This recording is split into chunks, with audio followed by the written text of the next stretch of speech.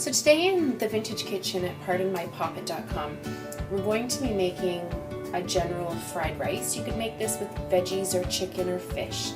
You will likely see Poppet coming in and out of frame since this is a mom vlog and there is a Poppet in the house. I've already set my rice to boil for this recipe just because I use brown rice, so it will take longer than the rest of the recipe takes to cook, and I've prepped most of my ingredients. You'll see here that I've already chopped up a couple baby leeks, a couple stalks of celery, and some carrots. And I've also chopped up about 5 button mushrooms. And I've set aside the rest of the ingredients that I'm going to need, which is rice vinegar, sesame oil, soy sauce, ginger, and garlic. And for me, I like to put eggs in my fried rice, so I have a couple of those too. So join us on this journey in the Vintage Kitchen. Okay, so I've just set some oil on to heat. My rice I actually cooked in chicken broth just for some added flavor, so I haven't added any salt to it. The first thing I'm going to do is I'm going to sweat off as much as I can and saute a little bit all my hard vegetables. So that's my carrots, my leeks or my onions if I was using them, and my celery.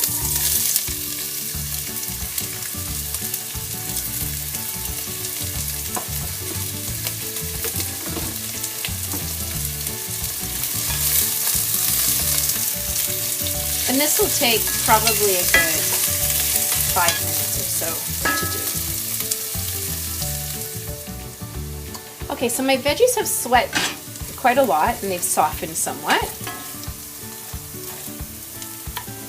My next step is going to be to add my seasoning.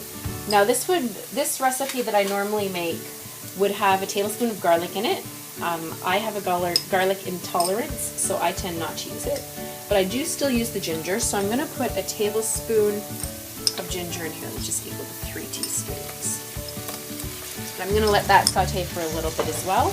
And I'm also going to add in my mushrooms at this point and let them saute and wilt down, get the moisture out of them.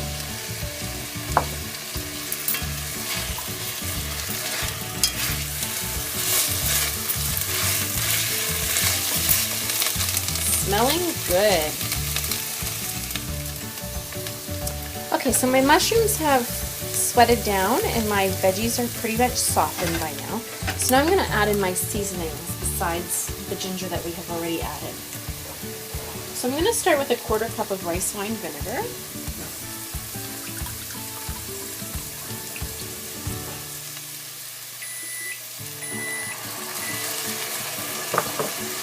It's just my rice that's finished there. I can hear it beeping away. I'm also going to put in a 1/4 cup of soy sauce.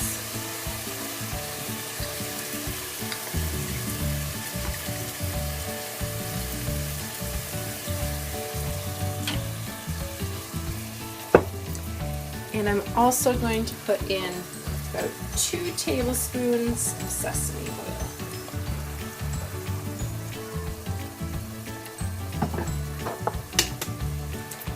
And I'll give that a quick stir.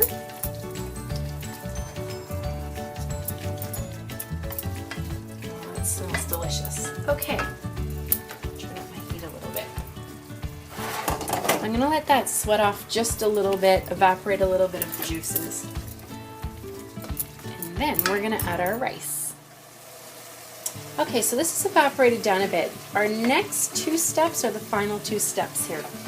First thing I'm going to do is I'm going to add all my brown rice into this pot. Now I have made 2 cups of dry brown rice, so this is about 8 servings worth according to the package.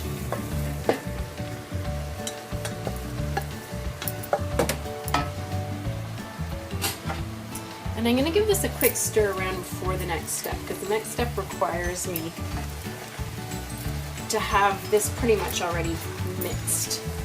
Otherwise I'll make a big mess out of this.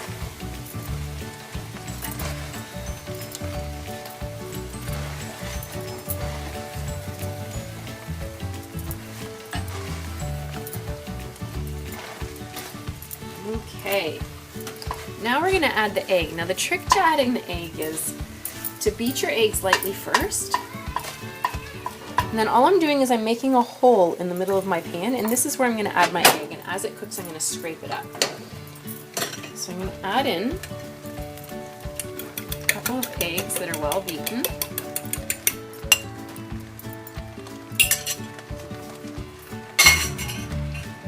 And I'm just going to stir them and swirl them around until they fully cooked. This is the last step to our fried rice. You could do this in a separate pot first, but it's far easier just to do in one pot. So I tend to do it in